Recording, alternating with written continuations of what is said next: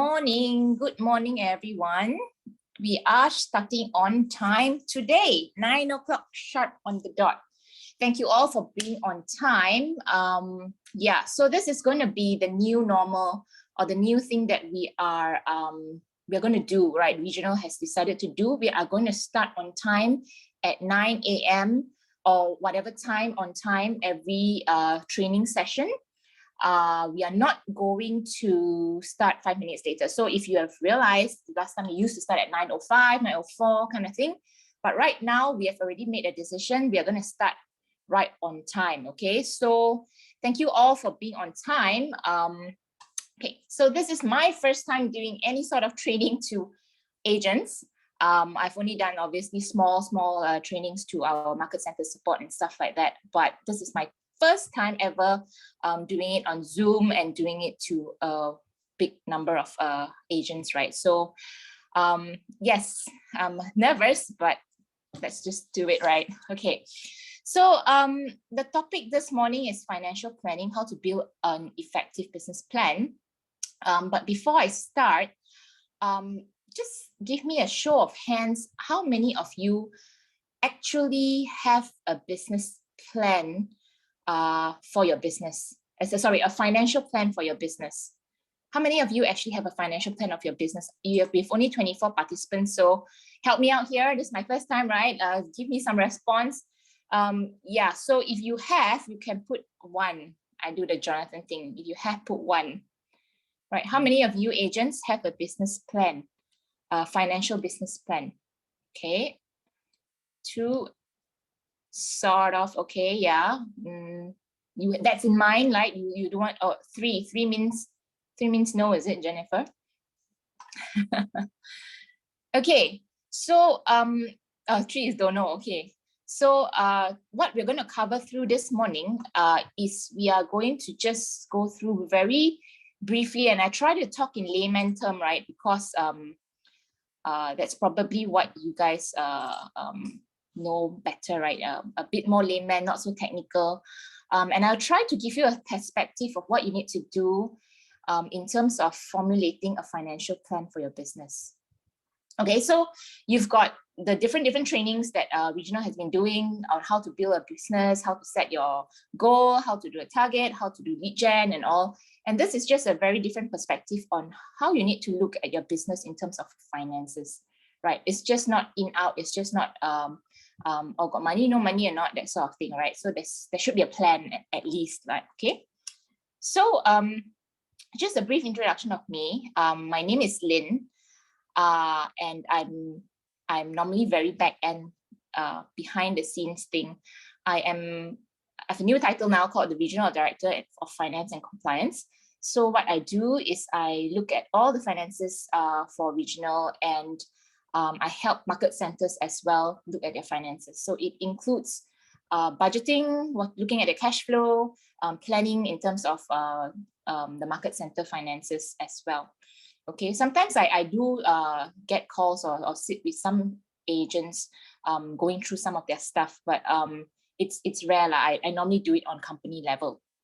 Okay, so I'm just going to take you through this, and then you can post the questions in the chat at any point of time. I may or may not read it immediately, but then at the end, there's going to be a Q&A. So we will take all those questions that you have posted, I have not answered, and we will answer it at the end. Okay. So let's go. Okay. So just a brief introduction of me, myself. I graduated with an accounting and finance degree, right? And then I completed my ACCA. And then I started work as an auditor, as a junior auditor at Pricewaterhouse. And then later on, I moved on as a business credit analyst. It's totally changed, right?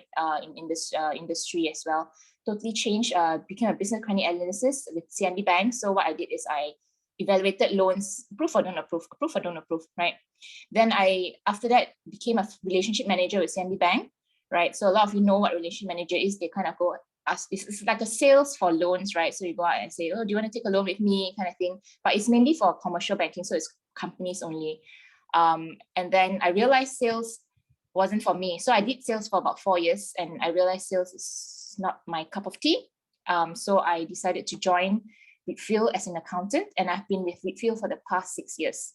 Okay, so I joined as accountant in a market center level, and then after that, I kind of moved up to regional level, and now I'm overseeing regional and the broad picture rather than just market center operations. Okay, it's just a brief introduction of myself. Okay, let's dive down into it. So what is an effective business plan? So in order to have a good financial plan, you have to know what a good business plan is first, and then you come the financial data, okay? So let's go back to the basics, and this is what we always have our trainings about, the MREA model, right? And this is the red book that most of you, 99% of you have, right? The MREA model, which starts with number one, the economic model. And then once you set your economic model, then you go to your lead gen model, and then the budget model, and then the organizational model. We always have trainings on economic model and lead gen model, and that's actually the very two major fundamentals for your real estate business, right? The economic model followed by the lead gen model. But what we're going to do today is we're going to dive a little bit deeper, into the third element, which is the budget model, which we never really talk about, right? So we've always focused on the economic and lead gen, and we never really talked about budget model.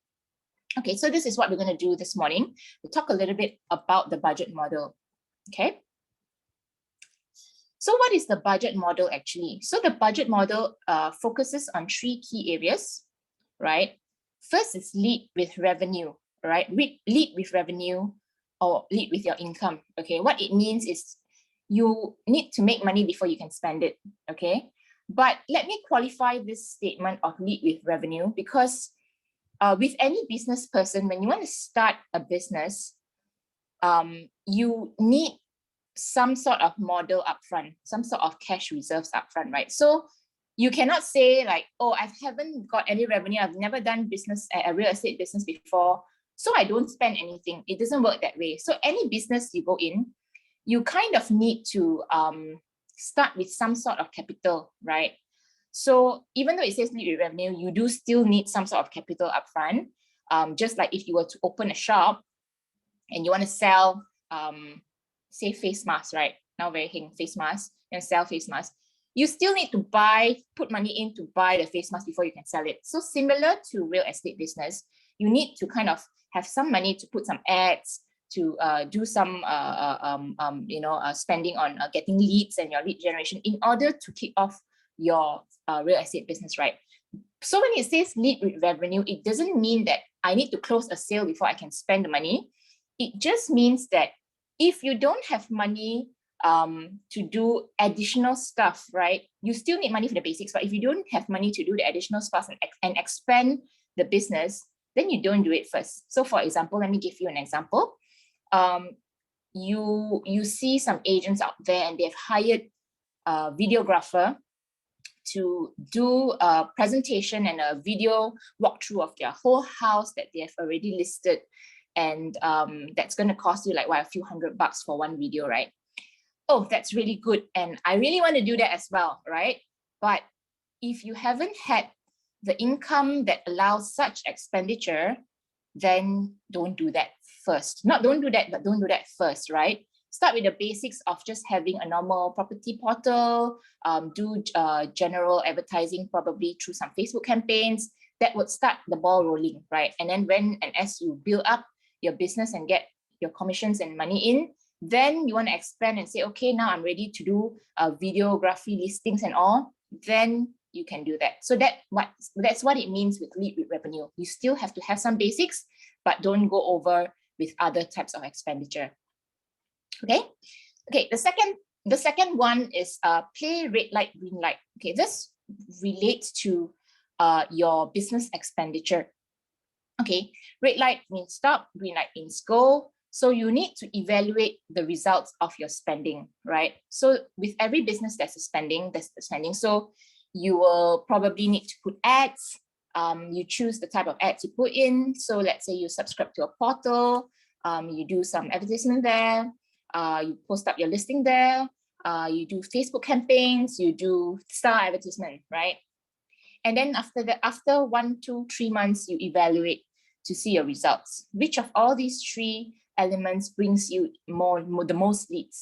So if let's say the star, you've spent 1,000 ringgit every month, it's not bringing you many leads, it's not bringing you many quality leads, you're not getting many phone calls, then it isn't a good return, so you stop it. So that's the red light. Okay. I don't know how many of you still advertise in the Star nowadays. I'm not saying it to mock people that still do, but if it works for you, please go ahead and do it, right? But if it doesn't, then that's where you put a stop to it. And then there's the green light part, which means that if you're spending on something and it's working, you're featuring your listings and you're getting many calls and leads, and they're good leads, it's a green light, keep on doing it, right? So that's what the red light, green light is. You need to be able to put a stop to things that are not working for you, or you've already reached the limit and they're not working for you. Okay, so that's play red light and green light. And then the third one is you need to stick to a budget. Can someone mute? Okay, I'll do it. Okay, I've muted someone that was unmute. Okay, so the third one is stick to a budget, which this is what this whole training is all about, kind of budgeting. So you set a budget based on the percentage of your GCI, okay? So it goes back again to the start here. You have your economic model, you set your target GCI, you have the numbers in terms of what you want to net, okay? What income you want to net. So that from how much you want to net, how much do you need to gross? How much you need to gross? How many closings you need? How many closings you need? How many appointments you need? Okay, that sort of thing. So you start with economic model, which you set your budget, right? Then after that, you go to the lead gen model with how you're going to lead generate in terms of your SOI, in terms of marketing, prospecting, that sort of thing. Virtual support, can you disable the allow people to unmute themselves? Thanks. Okay, sorry. So economic model, you set your GCI, you go to the lead gen model, you do marketing, prospecting, then you come to the budget model. So when you come to the budget model, you have to have already done your economic model, right? You cannot, I just do budget model first, economic model I haven't done. You have always to start with economic model. So when you do a budget model, you have to have already set your target net income, which then will give you a target gross income, right? So this is where it goes. Number 3, stick to your budget. You set your budget based on the target GCI that you've already done in your economic model. So if your GCI gross commission that you've targeted is say 100,000, so you set a budget based on the 100,000, it's a percentage, okay? And the budget model recommends 30%, your expenses to be 30% of your GCI, okay? Right. So that aside, and let me just go through this fundamentals of finance, accounting a little bit, okay? So there's income, right? I always talk about expenses, but there's also income. So what is income to you as an agent? Income is your commission, right? The commission that your market center pays you. It is also your admin fee. What's this admin fee? Some people may ask. Not all of you do rentals, so not all of you get admin fee. But those of you that do rentals, you do know that when the tenancy agreement is done by a market center, then market center actually will split the fee, administration fee charged by the market center to do the TA, the tenancy agreement. They'll split this fee with you, right? So you have some fee, and this is called admin fee. So that is also part of your income.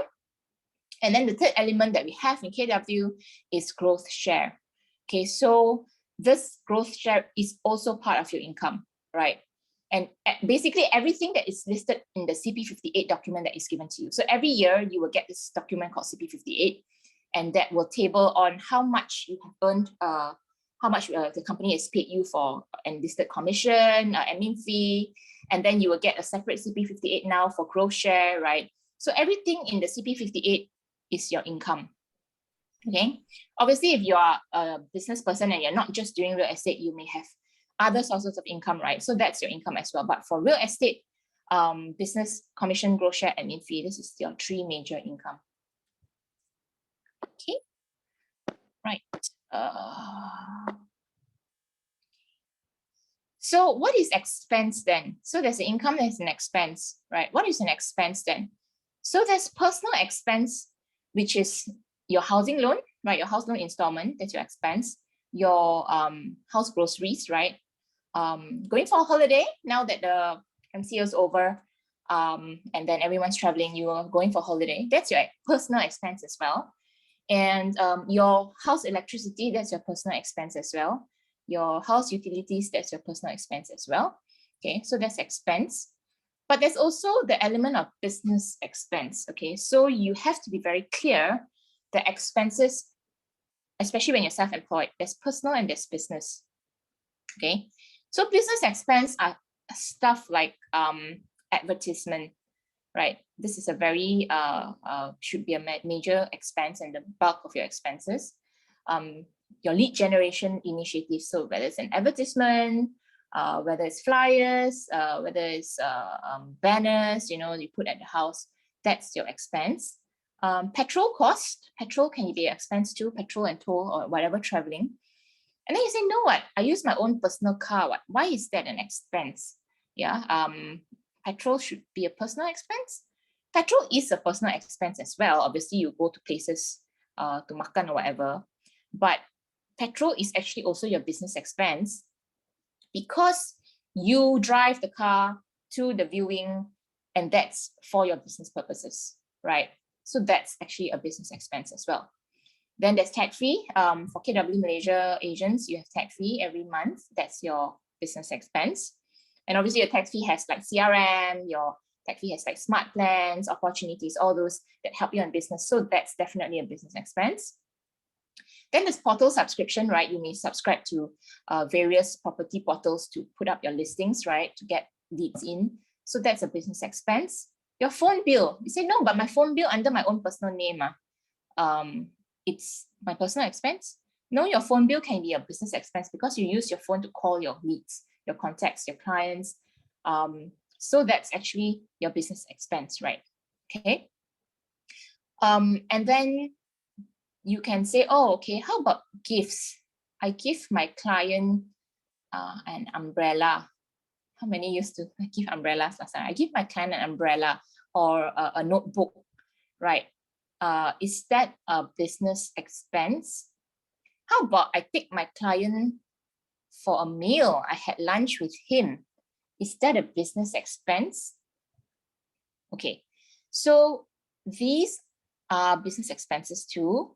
But why I've not put in here is because it can be very gray and it's often, what do you call that? People often abuse it, right? To put all under business. And these expenses, which I mentioned, food and gifts and entertainment, you buy your client a movie ticket or something. These may or may not, I wouldn't say yes or no, but may or may not be tax deductible. Okay, all of this I've listed down here is normally tax deductible, right? Because it's really for your business and it's clear. But these other areas, which is what I would call entertainment expenses, may not be tax deductible and you have to be very careful on it. And I can foresee a lot of you starting to ask me, oh, so what is deductible, what's not, right? Okay, this training today is not about taxation. It's not about how to manage your taxes and income tax. So I will not go deep into that, but I would say that if it's for your client and you can prove that it is specifically for your business, then usually it is tax deductible, right? Then a lot of questions will come out and the chat box will say, I brought my friend to makan. She is kind of my client, but she's also my friend. So can deduct tax or not? Or I bought CIMB Masters, Golf Masters ticket to go and watch the golf tournament for my friend, but also my client. So can deduct for tax or not? Yeah. Okay, these are very gray. There's certain guidelines set by the Income Tax Department, LHDN, on whether or not your entertainment expenses are deductible or not. Okay, as I said, I'm not qualified. Actually, I wouldn't say qualified, but I'm not a tax agent, so I don't give people tax advice. But if you have a lot of these kind of expenses, do engage with someone.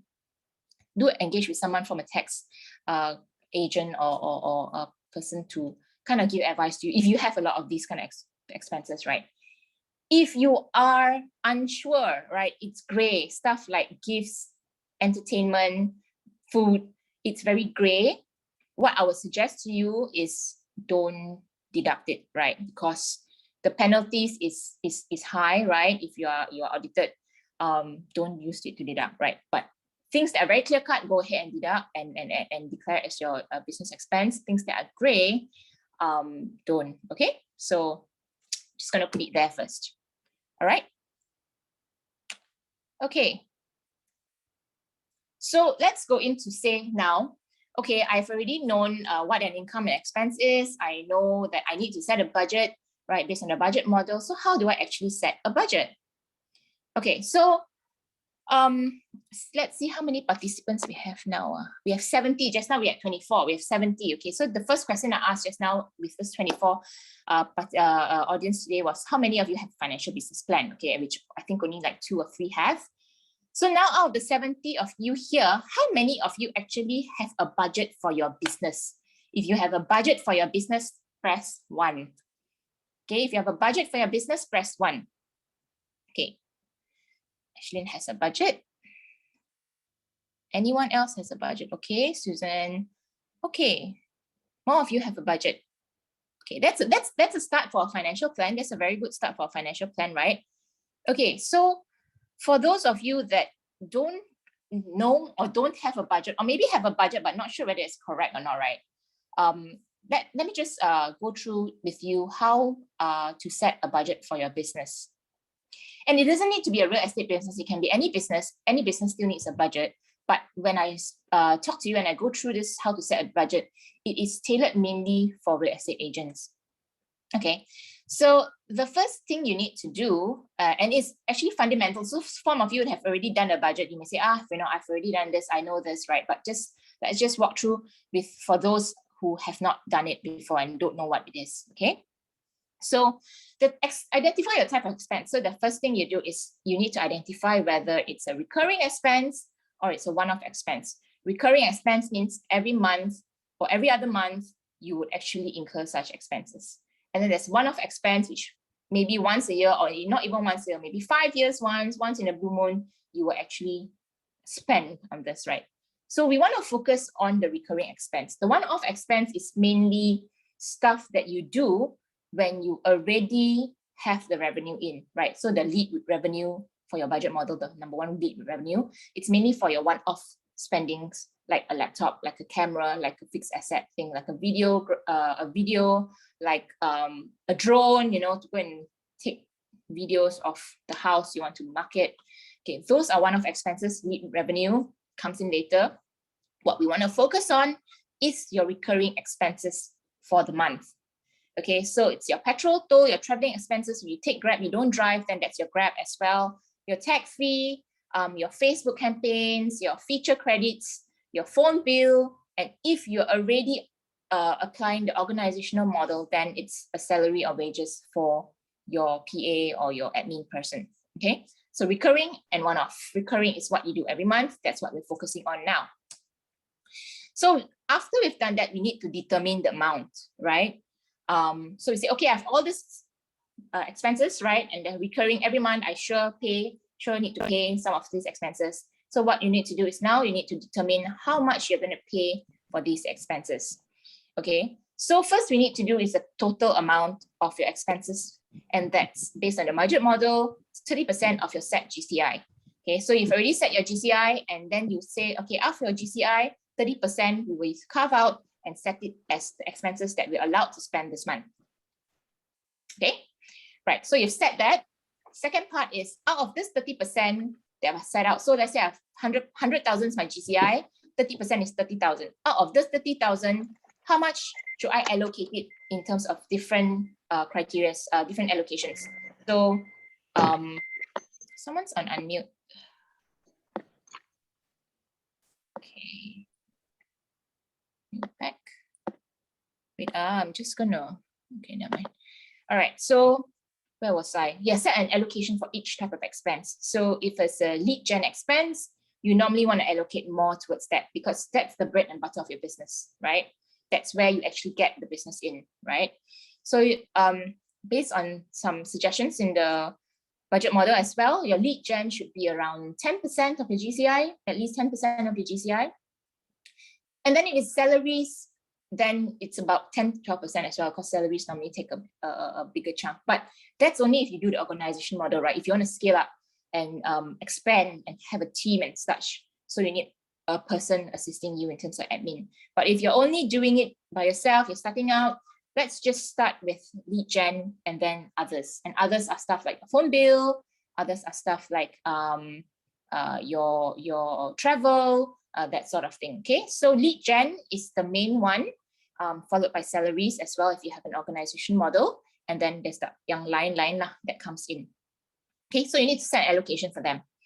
Okay, so that's what first you identify, and second you determine the amount, and then after you determine the amount, you set an allocation. Okay, so I'm just going to do a very quick practical exercise, and obviously practical exercise you guys can't do it with me because we're doing Zoom, it's not a classroom. But I'm just going to show you a tool which we have, and it's done by our colleague, ex-colleague now. He just retired day before yesterday, Singpei. And it's a GPS tool which some of you may have already gone through.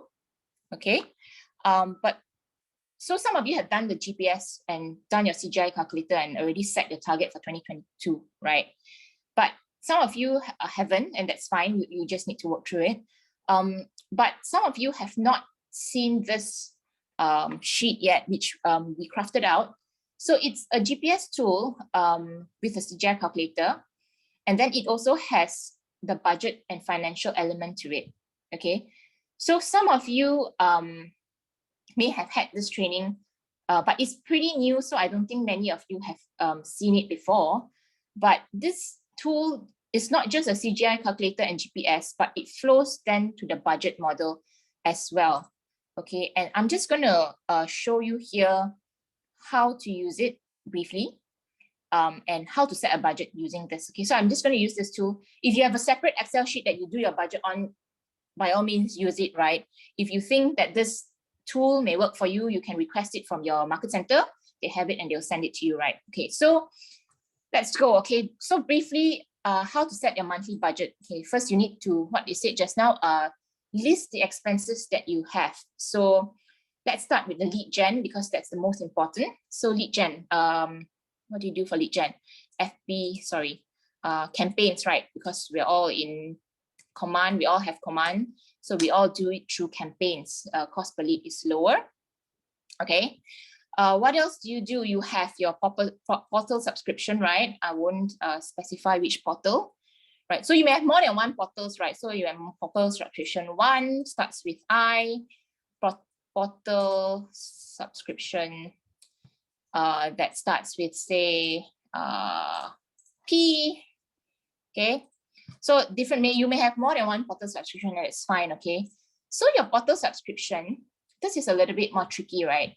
You want to have about 10% of your GCI allocated for lead gen, right? So that's under portal subscription as well. So, but portal subscription you pay yearly, if I'm not mistaken, unless you're paying tech fee. And so there's a portal subscription with the age, which we are allowed to pay monthly, right? Because tech fee is paid monthly. But if not, portal subscriptions for the rest, you have to pay upfront, and it's for 12 months yearly. So let's just amortize it. How much is portal subscription now? Sorry, I'm not an agent. I don't subscribe to portals. Can you just guys help me here? How much is a portal subscription? Say you're starting the middle one, not the cheapest, just the middle one. How much is portal subscription? Can anybody help me? Anybody? Nobody knows. Nobody subscribed to portal. Okay, so Winnie says 1,325. Okay, so 1,325. It's for 1 year, right, Winnie? I'm assuming. So divide by 12, right? So divide by 12 is about 110 per month, right? Okay. So although you paid upfront, you just want to carve out the money, right? So it's about 110 per month because I'm doing a monthly budget now. Okay. So I do about 110 per month. Oh, that's a P, Property Guru. Okay. Let's say the other portal William did give me is 1,500. So 1,500 divide by 12. That's 125 per month. So your portal subscription I, 125, portal subscription P, 110. So for example, okay. So this is your two. You allocate a budget, how much you spend on campaigns. So let's say I put in 400 USD. Is that a fair amount? I'm not very sure. 400 USD. Now the exchange rate, let's say it's about 4.5, right? So I have 400 USD per month times 4.5, 1,800. Okay, 1,800. Okay, so 1,800, this is all my lead gen, yeah. So 1,800, 125, 115. Let's say I have some feature credits, right? So sometimes not just portal not enough, I need to feature it. If not, it will go to page 10 of the portal and no one will see my listing, right? So feature credit, how much you guys spend on feature credits a month? Let's say 200. Is that a lot? I'm sorry, I'm not an agent, so I'm just really just shooting blind, right? Okay, so if you guys think that it's different, yeah, please let me know, yeah. So feature credit 200, okay? Cukup or not, I'm not sure, sorry. Okay, so you see, these are your lead gen initiatives, yeah. Your lead gen initiatives that you're spending per month, that's 11%. So that's about right, based on the budget model, about 11% or 10% of your GCI, okay? So your GCI is, let's say, oh, sorry, my take back, say, I go back to my CGI calculator first. I need to set my GCI. So my GCI here for CGI calculator is 250. It was 100,000 like what I said just now. My net, I want to net 100,000. So I set my GCI as 250. So based on this 250, my budget, if I set like that, is 10%. So that's correct, okay? If I had set my gross commission income, my GCI at 100,000, sorry, it has to go the other way around. So 100,000, I think I only net about 50,000. Let's see, let's see my GCI. Oh, 50,000 pun tak cukup. I net 40,000. Okay, I net 40,000. GCI is 100,000, right? Then, oh, this would be slightly over my budget lah, right? So I cannot spend so much on this. I have to taper it down. Maybe campaigns, I only can spend 900 on it. Let's see. Okay, it goes down to 16%. I don't have an allowance yet. I'm not paying salaries. Maybe that's still workable, all right?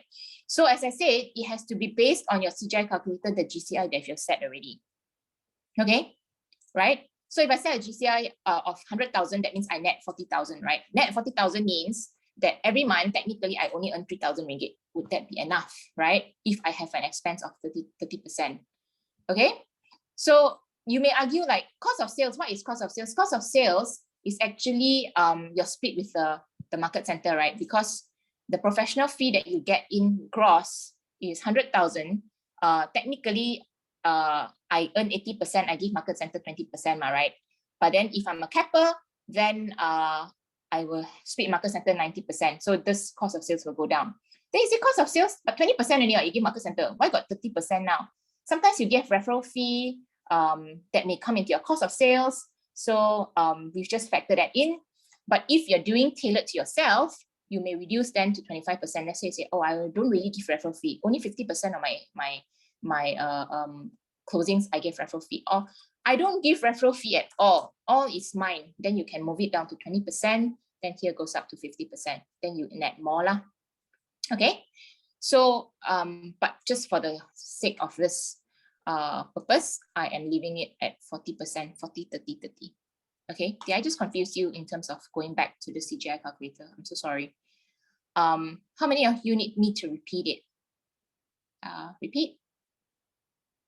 Am I just babbling that no one understands? Are you guys okay? If you're okay, please give me a 5. If you're okay, please give me a 5. Yeah, okay, good. Thank you very much. Okay, so let's set a net income and let's not do it 4,000. Let's say I want to net 100,000. Okay, so net 100,000. Let's say I move my cost of sales to 5%. So this is 50%.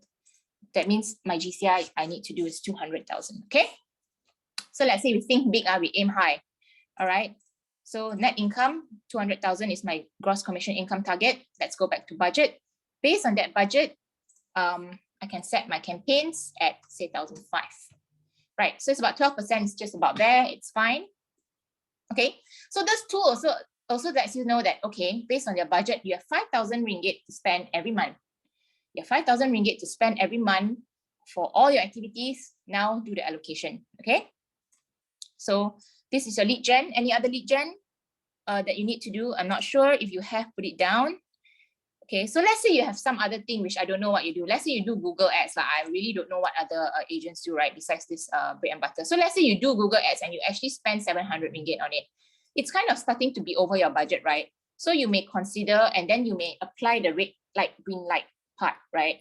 So red light, green light part will say like, okay, I think Google ads not working. I'm going to stop it. So you stop it, right? Then you go back to what it means, okay? What you have allocated. Okay, then you do, okay, I realize I'm running a little bit out of time. So let's say you do phone bill, I have 200 ringgit each month. Then let's say I do travel, right? So my petrol each month. Okay, so we break it down. Every week I pump 200 ringgit. So every month I pump 800 ringgit. Okay, that's how I kind of budget it. So every week I top up my touch and go 100 ringgit. So times 4, it's 400 ringgit. Okay. What else do I do? There will always be others lah. Okay, so you need to allocate some sort of others. And let's say I just put others at 500 ringgit. There'll be on and off certain things like you buy gifts for your clients. You do want to put it as business expense. You take your client out for makan, that sort of thing. Okay, so you've set it. Okay, let's say we set it as like that. That means you are under budget. Okay, you can kind of still have a little bit more to spend because you're not paying someone's salary lah. Okay. So you kind of under budget, and that's fine to be under budget, but just don't be over budget, right? If let's say, right, you say, I want to be very under budget, I don't want to do campaigns. This is not really going to work as well because that means you're probably not doing enough lead gen activities, okay? So you don't want to totally cut as well and say, my budget's very good. But if you are not spending on lead gen activities, you're not getting leads in, you're not going to get the GCI for your target, right? So you can't do that as well. So you need to have a balance. You need to spend in order to hit your GCI. And then you need to see whether the spending is enough to hit your GCI. So let's say you've spent this, right? And then you realize that it's not bringing me enough leads, okay? For my GCI of 200,000, right? I'm spending this amount for lead gen, right? About 2,000 ringgit. It's not bringing me enough leads. I can't hit my 200,000. Look, I've got 1,000 to spend more. Let's up my lead, my lead gen activities. Okay, campaigns are working for me. I will up it to 1,008. Feature credits are also working for me. I'm going to do 800 every month. It's really working for me. Okay, I'm still within budget. That's probably going to help increase my lead gen, get more leads in, do more closings. Okay, clear? So let's say we set a budget like that. Balance to spend 265, that's fine. Okay, after you've set the budget, then we roll with it. Okay, so this is basically how we are setting a budget. Okay, I'm moving on. Any questions, please put in the chat box, yeah? We will address it soon. Okay, we've done the practical exercise. After I set the budget now, how do I monitor the budget? Set it, forget it, don't do that, okay? You need to set and monitor it. So how to monitor it? Firstly, you need to track your spending, right? So everything you spend, every time you go pump your petrol, every time you get your credit card statement at the end, you need to actually table out how much you've actually spent in terms of your campaigns, in terms of your petrol, in terms of your feature credit. How every time you pay iProperty, you have to track and record down your spendings, okay? So time block this to do it. For those of you having a lot of transactions, maybe every end of the day, do it, or those of you that are very forgetful, you do it daily. If not, you can do it weekly, that's fine. But please remember to track it, all right? Then you need to update the spendings, okay? So we're just going to go through later the second part of that spreadsheet, right? So track your spendings. Secondly, you review the effectiveness. If something's not working for you, put a stop, all right? Third is compare actual. So you set your budget. This is now your actual spending. So for this month, how much did I spend? Compare it to actual. Check and see that you're still within your budget, all right? And then the fourth one is you don't be afraid to change. That's part of monitoring your budget, right? So you can change the allocation, but not the amount, the total amount, all right? You can change the allocation, but not the total amount. So what I did just now, for example, Google Ads not working, I allocate it back to Facebook campaigns, for example. Okay, so you don't be afraid to change your allocation. All right. Okay, it may seem very easy. Let's go through some practical advice again. New share, let's go through this again. So this one is a continuation of what we have done just now, yeah? Okay, so we've already allocated it. Now let's track it. Okay, every week I sit down on Friday or whatever day, and I track my actual expenses. So we are, say, in January now, okay? I've allocated 1,800. This week, how much have I spent?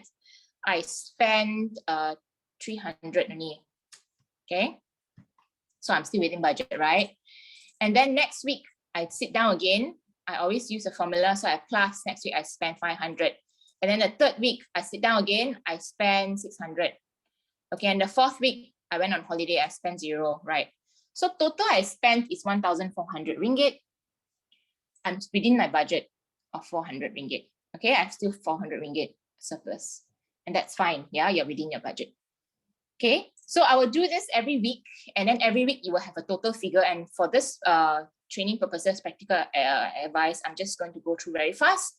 Portal subscription is already set, right? I've already paid upfront, so this is a set amount. All right, feature credit, how much did I spend this month? I spent 900 ringgit, right? I featured slightly more. Phone is a set thing every month. I didn't overspend. Petrol, I did more traveling. 850 I spent, right? Toll, I didn't go through many tolls, 300, and then others, I didn't have much, so I put 250. Okay, so the rest of it. So I've allowed here, like if you put some more things, it will appear here. Like I really I don't fully understand what some agents spend. Some may or may not spend. Okay, so these are the items I've spent on. Then it would be here, right? My actual versus goal. Okay, so my budget versus actual. So this is my budget I spent, but actually I have spent only 4,135. I'm within budget. I have a surplus of 600. That's good. That's fine. Okay. Do make sure, however, you can say, actually campaigns, I only spent 500 this month. I'm way under budget. Yay. No yay. 500 means that your leads coming in are also much less. Unless you're saying cost per lead this month, super good, super low, then super well done. Okay.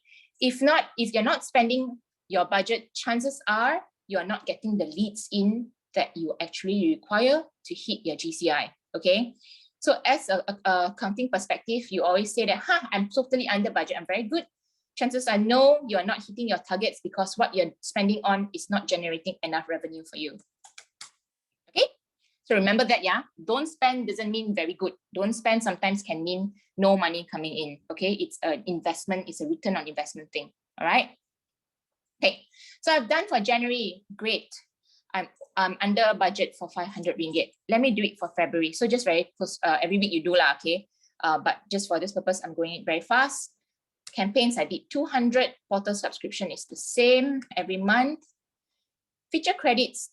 Oh, this month I featured a lot because it was really generating a lot of leads for me. I do 900. Phone is the same. Petrol, I did 600. Sorry. And toll, I traveled a lot interstate, so I cracked it up to 500. Sorry, let's do 700, and let's do feature credits to 1,000 to 1,500. Okay, let's say it's like that, okay. Oh dear, this month I'm over budget of 500. Not to worry. You spent it on stuff that lead generate, and probably you cranked up your feature credits because you realized that you were getting lots and lots of phone calls in. That's fine. You had extra 500 last month. You are still within budget. Okay? That's fine. Okay? You're still within budget. So that's how you actually monitor your budget. And this is actually a tool. It's very easy to see because green means okay, red means not okay, right? But this means offset, right? So you're okay. So this is actually how I would suggest you monitor a budget. Okay, it takes discipline, it takes time, it takes administrative work, yeah. So if you're not really good in this, you can start off using this spreadsheet. If you're really still not very good in it, and you're doing mega deals, and you just want to focus on your sales, then you probably need to think of getting an admin staff in. Okay, And that's organization model, and that's a different part of the story, right? But this is just basically your budget. So let's go back to this. Okay. So that's it. You've already set your budget and then you've monitored your budget. Okay. And then the third one is then you need to actually look into your cash flow, right? So budget set, budget done, budget monitored, you're within it, you're good.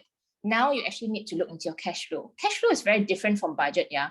Because cash flow sometimes is because you don't have cash upfront to pay for all this money. You've already set this money, your GCI is there, you've carved out this money, but you don't have the money to pay for it. And why is that? Because for you self-employed or agents, your commission don't come in fixed on a regular basis, right? So my net income is 100,000 and I'm expecting to earn this 100,000 in this year.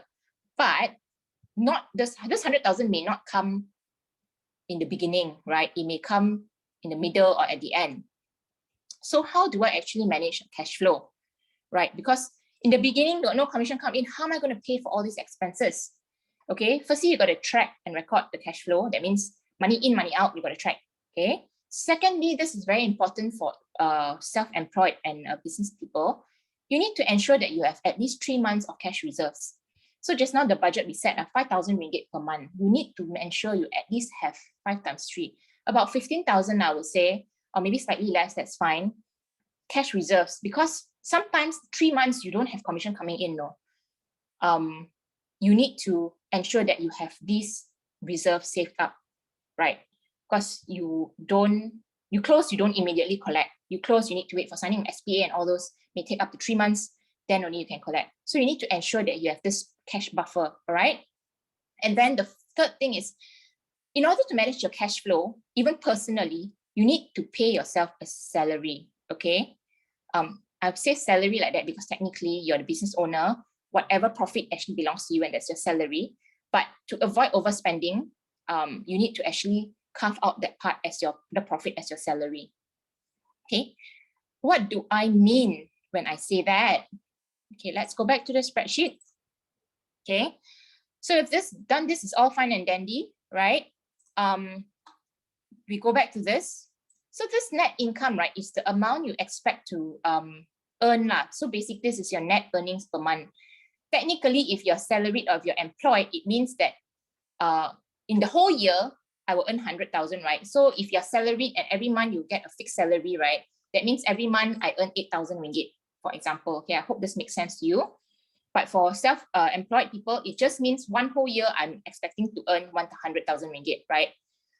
It may not come as 8,000 ringgit every month, okay? It will come in stages and batches as and when I close deals, okay? So this means that if, let's say, my commission come in this month and I close the big deal and commission came in is 50,000 ringgit and I net 50,000 ringgit this month, I need to ensure that I've allocated enough, and I cannot just withdraw this 50,000 ringgit this month for my expenses, right? And I spend and I go for holiday and everything, and then next month I got nothing left personally, right? As a personal. So you need to pay yourself a salary based on this net income. How are we going to do that? It's here. Okay, so part of this worksheet, and this I've added in separately. So those of you are using this worksheet, you won't be seeing this yet because this is an enhancement I'm doing to this worksheet. So how do you actually see what your own salary is? Okay, so your net income based on your GPS is 100,000. Okay, remember to deduct and have an allocation for income tax. Okay, because your net here, you haven't paid income tax. Okay, at the end of the, in the middle of the year, June, for you guys are June, when you guys do your income tax, suddenly you realize that, oh, I need to cough up 20,000 ringgit. Where am I going to get it from? So you need to ensure that your net income, you need to have an allocation for your income tax. This is the balance net back to you lah, okay? After pay your income tax, right? So based on 8,000 ringgit, let's say I assume 20,000 allocate for income tax. Based on 8,000 ringgit, if I divide by 12, that means I can only pay myself 6,000 ringgit every month, okay? And that means also personally, under your own personal capacity, that your spendings, right, your commitments to say a housing loan, your car loan, whatever, should not be more than 6,000 ringgit, okay? That means lah, okay? So your own personal finances, pandai-pandai lah, you know, you have to work within this, okay? So don't get caught in that like, oh, not enough cash, you know, oh dear, you know, what's going to happen. So the salary part, your own salary, pay yourself a salary after you've deducted all the money, okay, or all the expenses for your business. So this is the cash flow part. Let's see, January, net commission received. Net commission received means what your market center has actually transferred and paid you into your bank account, right?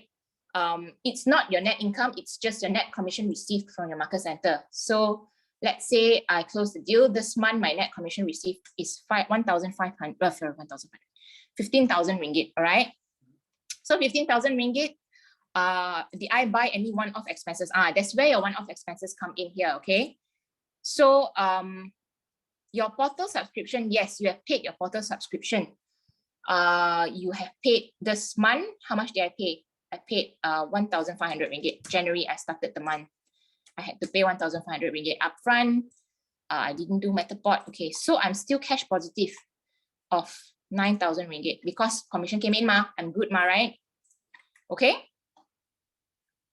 Then February, I have 0, right? My closings didn't come in, but I incurred an expense of 5,000 ringgit, right? I am minus 5,000 ringgit in February, but then year to date, I still have 4,000 ringgit, and that can carry me in for March.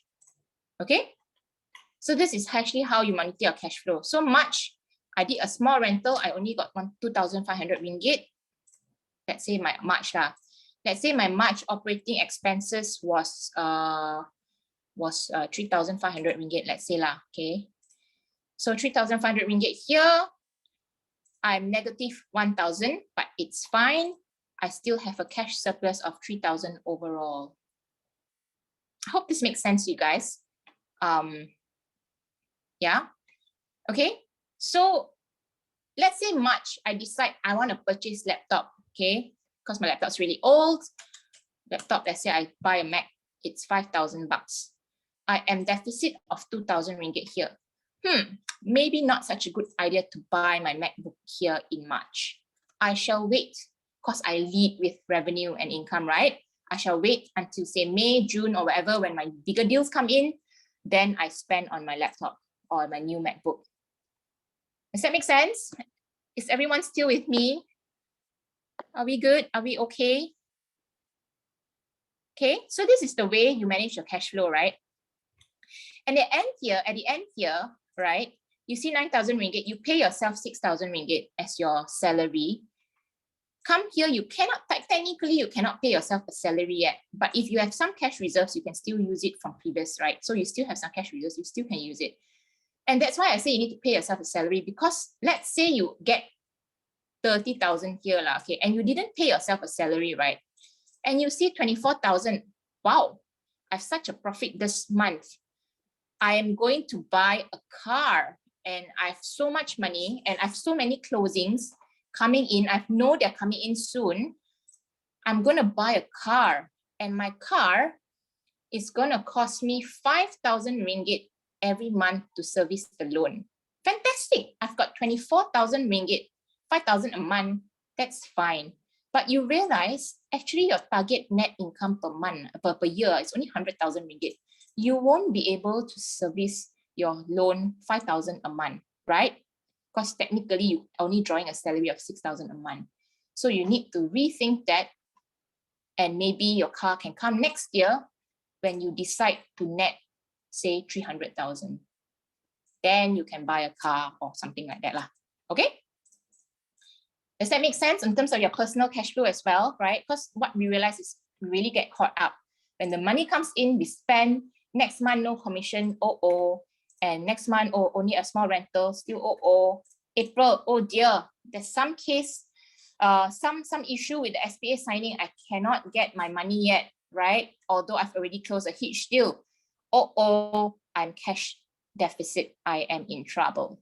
Okay, so that's how you actually manage your cash flow for your business and personally as well. Okay. So I think I'm almost at the end. Okay, so now it's Q&A time. let's go to Q&A. Anything, any questions that was asked? The car carried away. Don't get carried away. Yeah, carried away. Yes. So any Q&A now. So I've ended that's all for the how to manage your budget, your cash flow, how to build a financial plan for your business thing. Any questions on that, or is it clear? Or you can actually say that actually I didn't really get it. Can you repeat the session in detail, face to face, so I can ask you more questions? Anybody? Anything? Can we get the template? Yes, you can. Your market center will have it. I'm not sure whether you've attended a training on this before, whether market centers, are you carrying out a training on this particular GPS template? Anyone in market center really? Are you guys carrying out a training on this? If not, I would suggest that yes, you can get the template, no issue. But I suggest that if you haven't attended a GPS training or a training on using this tool, that you actually attend. You actually attend one when your market center does it, because it may be a little bit confusing with so many numbers, where to plug in where, what to key in where, right? So market center may probably have some training on this next year, right? Especially when more and more people are asking for it and wanting to do it. So I suggest, yes, take a template. You can do it by yourself if you're really smart and sharp and you caught everything I did and said, or you want to go review the YouTube training that I've done and do it by yourself, that's fantastic. But if market centers are actually carrying out training, please go and sit for it, because then it gives you a very clear picture on how to do it actually. But answer the question, yes, Jennifer, you can get the template from your market center, not an issue at all. Okay, but as I said, budget model will only come after you've done your economic model and your lead gen, yeah? Then only comes budget, all right? So do the GPS first, do the CGI calculator first, do your GPS. In order to spend, you need to have a target to earn, right? So do that first, okay? Okay, if there's nothing else, and I'm either like boring everybody don't know what to ask, or I'm super clear, right? So I really don't know which one it is. This is my first time doing a training. But if there's you are super clear. Okay, maybe. Okay. So thank you very much for that. I said June, you also said you are so clear. Okay, thank you. So I'll just move on, right, to some, this is not really to do with budget model, right, but this is just what I've observed when I was in market center level, seeing agents, talking to agents, right, and sometimes giving agents some tips, and sometimes agents will come to me and say, hey, income tax submission already, how am I going to do, right? Okay, I don't submit income tax for you, but sometimes I have a conversation with them, right? So these are common oversights, what I realized by self-employed persons, right? Self-employed people, because you're not salaried, your tax is not deducted upfront. So number one, self-employed people, they don't set a budget, especially if you're very entrepreneurial, right? These kind of administrative matters don't matter to you, but they actually matter, right? So you didn't set a budget for a business, you spend, at the end, oh, I did GCI of 500,000 this year. Wow, yay, you know, but I'm so much in debt. What happened? I closed so many deals every year, every month I'm closing.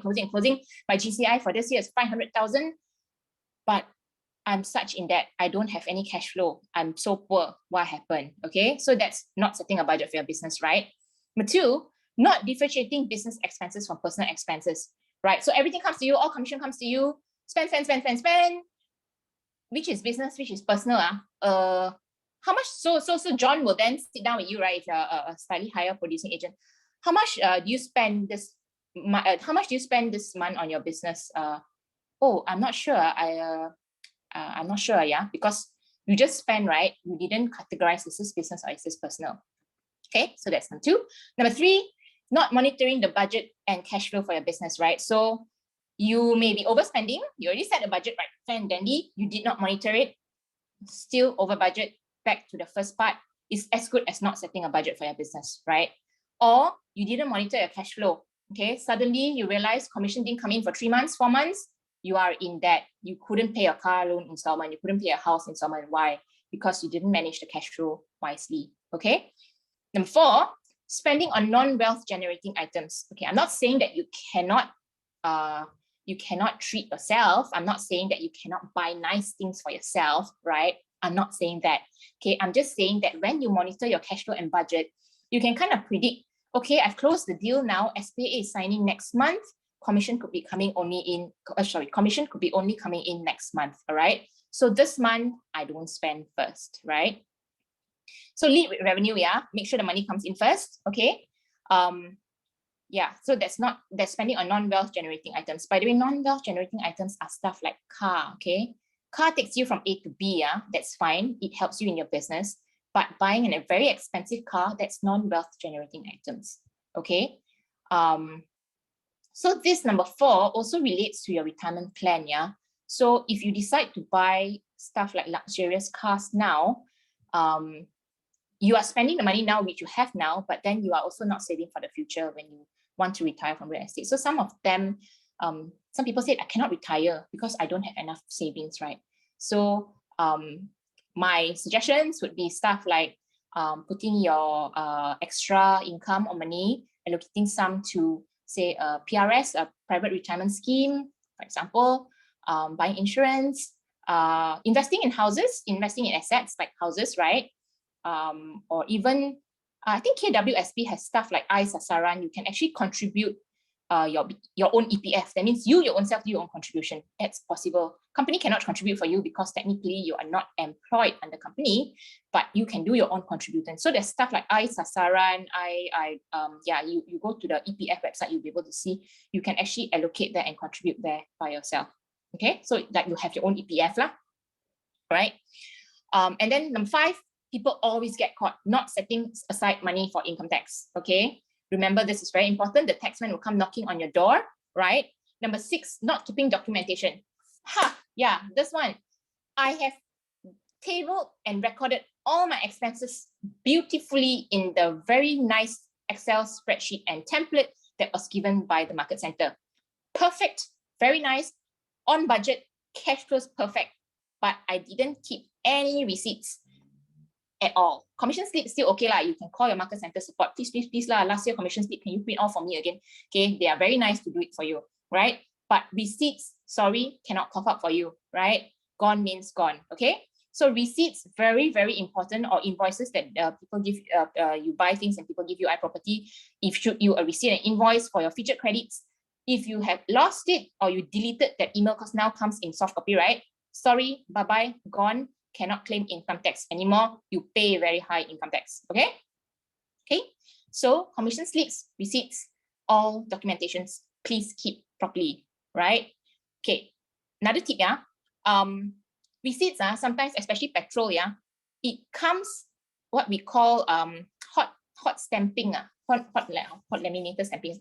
The one that they print on some very funny paper which you put in your car in the sun, and after 10 days it becomes a white piece of paper. Okay, remember those kind of receipts?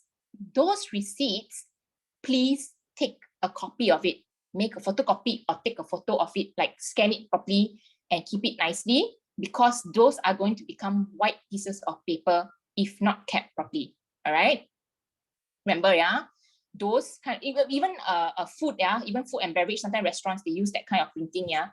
So you say, no, never mind, I didn't keep it in my car, it's not under the sun, I just file it very nicely inside my cupboard, right?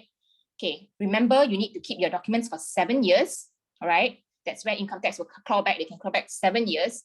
So in the 7th year, let's say now it's 2021, 7 years before 2014, right? Income tax decides to come and knock on your door and say, can you please show me the receipts for 2014? Yes, I kept it all very well in my cupboard. I took it out.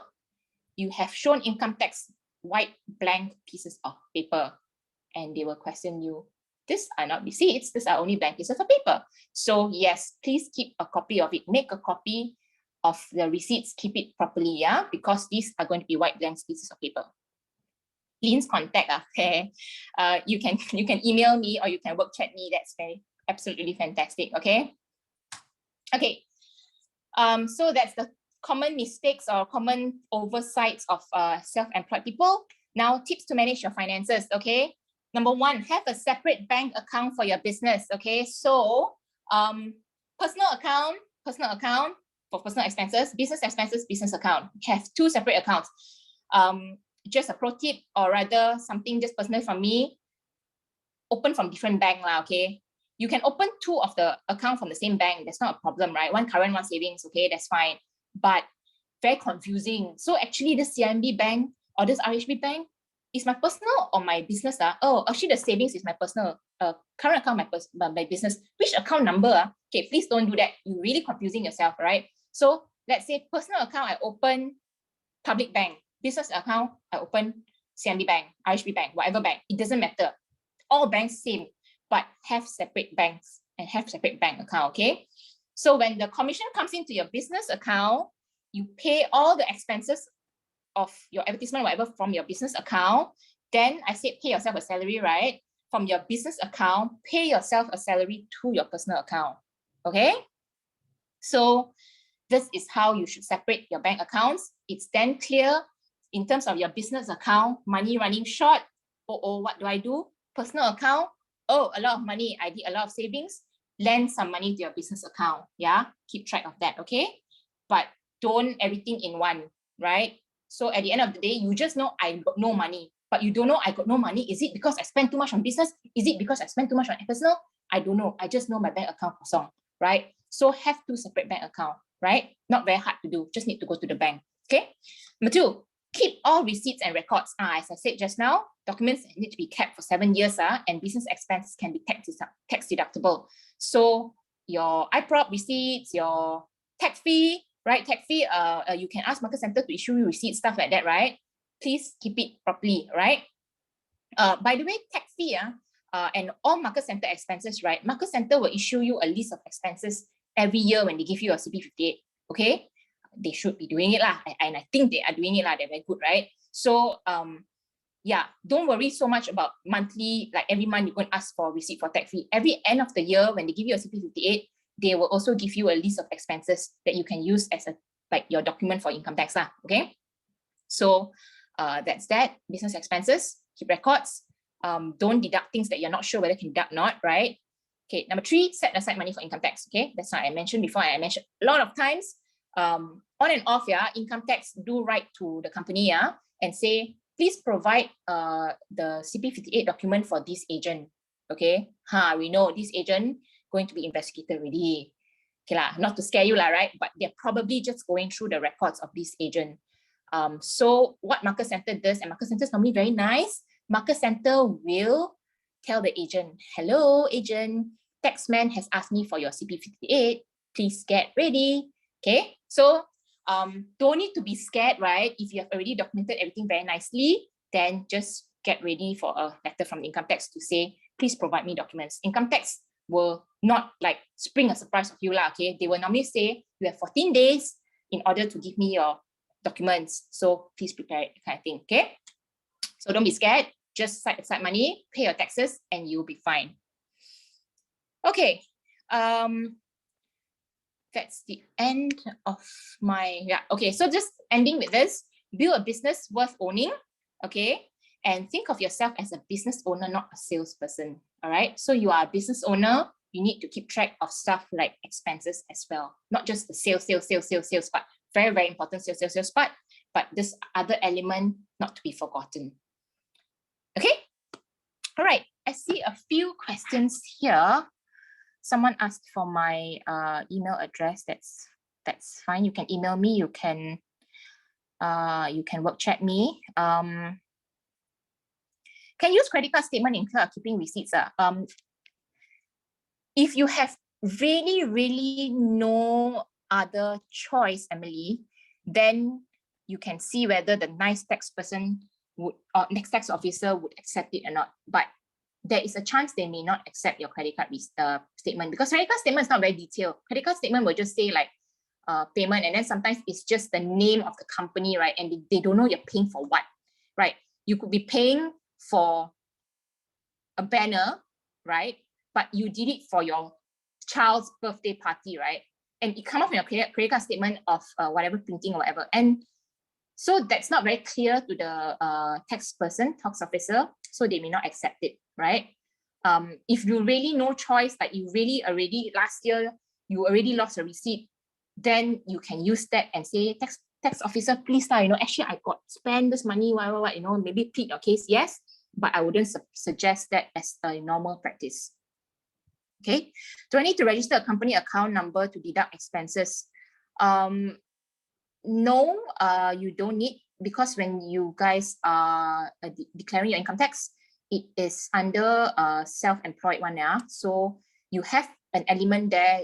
You have to do in your own income statement and all those. So you can actually deduct your own expenses as well. However, stuff like purchase of assets, like for example, camera or laptop, right? This is not full, like immediately you can deduct as tax one, cannot, because this is what we call under taxation called capital allowances, means you need to kind of, let's say it's 5,000 ringgit, right? You need to divide this 5,000 ringgit over a number of years, depending on what asset is it. And then that is deductible every year, okay?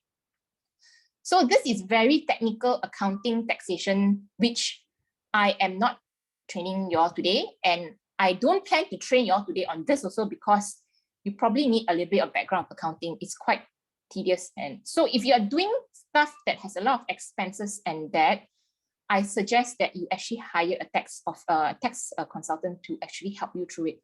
But if, let's say, your expenses not banyak lah, okay, receipts, all you can just manage by yourself, then no need lah, because there's extra cost, right? But if you have a lot of these kind of other expenses, tax deductible or not, yeah, cannot, no, not, yeah, then maybe it's good to hire an accountant or a tax person to do it. So I know a lot of some mega agents of ours, they do hire their own accountant. And what they do is every month, they keep all the receipts, right? Because their own accountant cannot do for you, right? And then every month they just give it to the accountant, say, these are my receipts. Then the accountant will do it for them, do whatever bookkeeping for them. But their own budget, they still have to monitor, because accountant don't monitor on budget, right? Accountant don't know whether you're over or under budget. Accountant will just do it for you for tax purposes and declaring to the tax. Okay, I'm running out of time. Any more? Do I need blah, blah, blah? I think that's it. Okay, what are the list of deductible items on tax? It's very, very long. As I said, this is not a tax training, so I won't be going through with you that, but your normal, as long as it relates to your business and it's not stuff like entertainment, because entertainment expenses are very gray, okay? So if it's your business expenses, like your advertisements, like your toll, parking, what did I say, phone bill, all those, your lead gen should be tax deductible, okay, as long as your receipt. If you have no receipt, what happened? No receipt, don't claim, no receipt, don't deduct, because you cannot just tell the tax person, and tax person don't know you, right? They don't know whether you're truthful, right? So you cannot just tell the tax person, like, I spend, where? I cannot show you, not acceptable, okay? So have a receipt, then you can deduct, okay? Conduct a tax training, I'm sorry, maybe I won't, because I'm not specialized in the area, but we will think of whether we can get someone else to come in, okay? And that's a different thing altogether, all right? So, okay, I think we are done with that. Thank you very much. There's quite a number of questions on tax, right? Is there a website or any link that they can go to that perhaps some of their questions can be answered a little bit more immediately? Do you know? Answer is no, because tax consultants, they don't want you to just go to their website and see, and then you don't engage them, right? So they normally want you to talk to them. Obviously, if you are very well versed, you will go to LHDN and go through the list of stuff like that, which is very tedious. Even I find it tedious, right? So unfortunately, no. A lot of times tax consultants also don't give you a black and white answer. They won't say yes, no, because sometimes things are gray. So when things are gray, right, they don't want to just tell you, then you will sue them and say, hey, you say can what last time, that sort of thing. Even when tax agents do your tax for you, right, you will have to sign off to say, actually, you kind of agree to that, to it, and you can't kind of sue them. So that is a very difficult topic to actually train, because a lot of things are very gray. Got it. Okay. Yeah. Great. Can Florence, is there any questions in the work chat? Sorry, workplace. Oh, no, don't have. Okay. All right. We will, thanks, Lynn. Before we end, we just have some announcements to make. Ashlyn can share. Yes, thank you. Okay, let me.